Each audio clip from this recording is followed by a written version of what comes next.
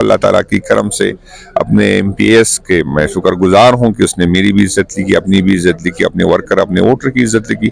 تو KP میں تو آپ نے دیکھا سہیل افریدی کی الیکشن میں بھی اور سینٹ میں خرم ذیشان کی الیکشن میں جو ہمارا خیال تھا کہ یا لوگوں کا خیال تھا کہ شاید چپ کے ہوتا ہے تو ایسا نہ ہو کوئی ووٹ آگے اور پیچھے ہو جائے، تو آپ نے دیکھا کہ وہاں پر بھی اللہ تعالیٰ کا کرم ہے کہ ہمارے ووٹ پورے نکلے. صوبے میں میں صوبائی صدر تھا تو میری ذمہ داری بنتی تھی جو میں نے اپنے بھی آپ پہ بات کی. سینٹ میں یا قومی اسمبلی میں میری ذمہ داری نہیں بنتی، تعین ہی ختم ہو گئی. ابھی میرا خیال ہے ایک ہی ترمیم لے کے آئے کہ جس کی لاٹھی اس کی بینس، تو بات ہی ختم ہو جائے گی. اتنی بڑی ایکسرسائز کی ضرورت کیا ہے؟ اب تو عدالتیں ختم ہو گئی، پارلیمنٹ ختم ہو گیا، تو وہ چیزیں. اور یہ بدقسمت یہ ہے کہ اس میں وہی لوگ اعلیٰ بنے جو دعویٰ کرتے تھے کہ 73 کی آئینی ترمیم ہمارے آبا و اجداد نے دی ہے. تو ہم اس پہ افسوس کر سکتے ہیں. باقی انشاءاللہ تعالیٰ اس طرح پہلے بھی کافی لوگ آئے تھے، ترمیمیں کی، پھر جو ہے وہ انڈو ہو گئی.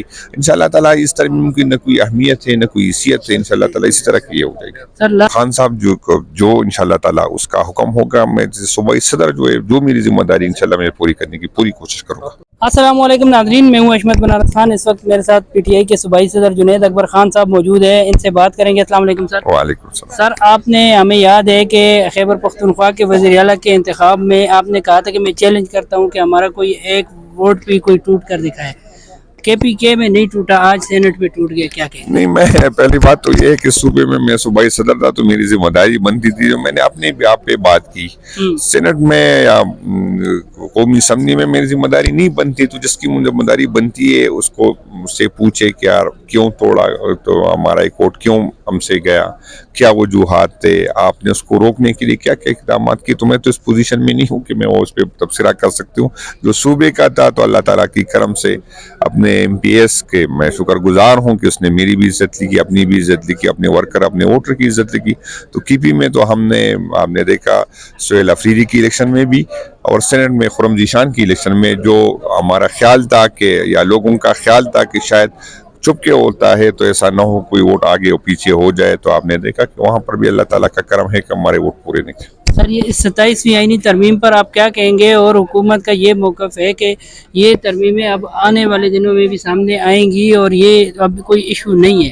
نہیں، میرا نہیں خیال ابھی تو ترمیم کو تو اس کا نہیں نام لینا چاہیے. ابھی تو آئین ہی ختم ہو گئی. ابھی میرا خیال ہے ایک ہی ترمیم لے کے آئے کہ جس کی لاٹھی اس کی بینس، تو بات ہی ختم ہو جائے گی. اتنی بڑی ایکسرسائز کی ضرورت کیا ہے؟ اب تو عدالتیں ختم ہو گئی، پارلیمنٹ ختم ہو گیا، تو وہ چیزیں. اور یہ بدقسمت یہ ہے کہ اس میں وہی لوگ اعلیٰ بنے جو دعویٰ کرتے تھے کہ 73 کی آئینی ترمیم ہمارے آبا و اجداد نے دی ہے. تو ہم اس پہ افسوس کر سکتے ہیں. باقی انشاءاللہ تعالیٰ اس طرح پہلے بھی کافی لوگ آئے تھے، ترمیمیں کی، پھر جو ہے وہ انڈو ہو گئی. انشاءاللہ تعالیٰ اس ترمیم کی نہ کوئی اہمیت ہے نہ کوئی حیثیت ہے. انشاءاللہ تعالیٰ اسی طرح کی ہو جائے گی. سر، لاسٹلی عمران خان کی رہائی کے حوالے سے بتائیے گا کہ عمران خان کی رہائی کے لیے پارٹی کا کیا لائے عمل ہے؟ وہ تو پارٹی کی عادت، اور خان صاحب جو انشاءاللہ تعالیٰ اس کا حکم ہوگا، میں صوبائی صدر جو میری ذمہ داری انشاءاللہ میں پوری کرنے کی پوری کوشش کروں گا. Thank you.